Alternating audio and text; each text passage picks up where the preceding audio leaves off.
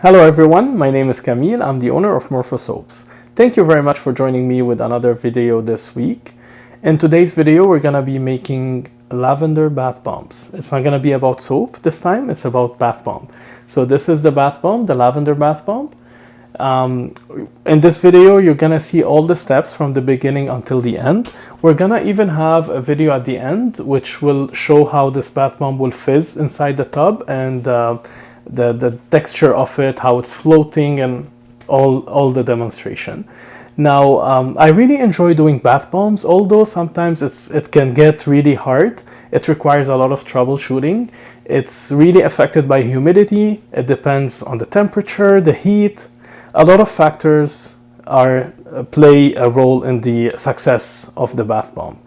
But this video was a very smooth one. I didn't have any issues. You're gonna see how it was easy to mold and to unmold. So thank you very much for joining me. If you're not subscribed to our channel, please consider subscribing. I really love having you here. I'm happy to have you. And if you have any questions, you can get in touch. You can leave comments. You can send us an email. We'll be happy to get in touch as well.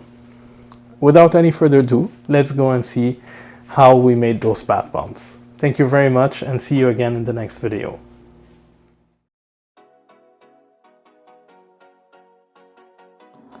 So in the making of bath bombs, I always start with my dry ingredients. So I'm adding the baking soda, and then I'll be adding some Kaolin clay, some cream of tartar, some colloidal oatmeal, and that's about it. And then the citric acid, I usually add it at the end. So after I add all my wet ingredients and mix them with the dry ingredients, then I will be adding the citric acid.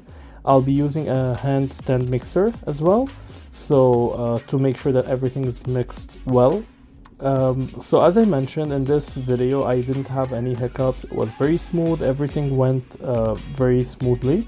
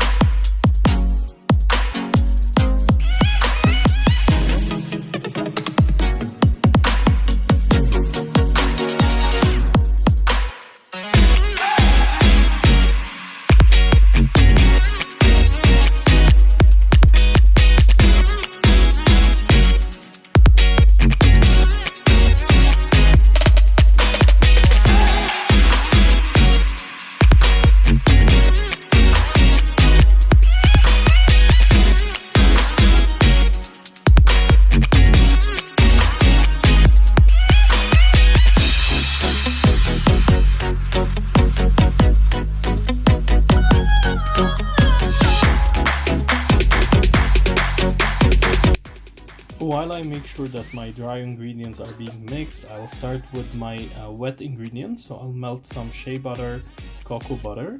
I use a double boiler system to melt them, and then after that I will be adding some sweet almond oil and also some Polysorbate 80 and the fragrance oil or the essential oil. So in this one I'm using lavender essential oil. So I'll add all of them to the wet ingredients and add them into the dry ingredients.